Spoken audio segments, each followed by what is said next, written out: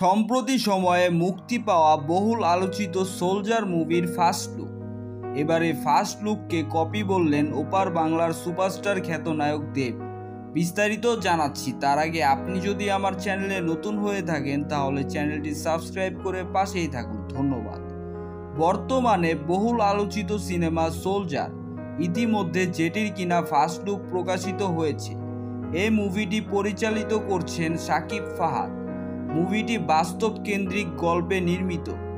মুভিটির first look প্রকাশ হওয়ার পর থেকেই চলছে আলোচনা সমালোচনা।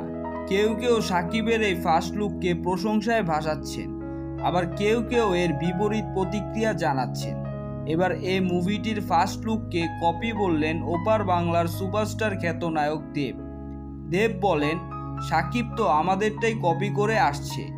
আমরা যেসব গল্পে আরও 10-11 বছর আগে কাজ করে আসছি সেগুলোই এখন শাকিব করছে।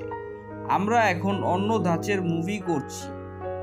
আর সবশেষ শাকিবের মুভির জন্য আমার শুভকামনা রইল।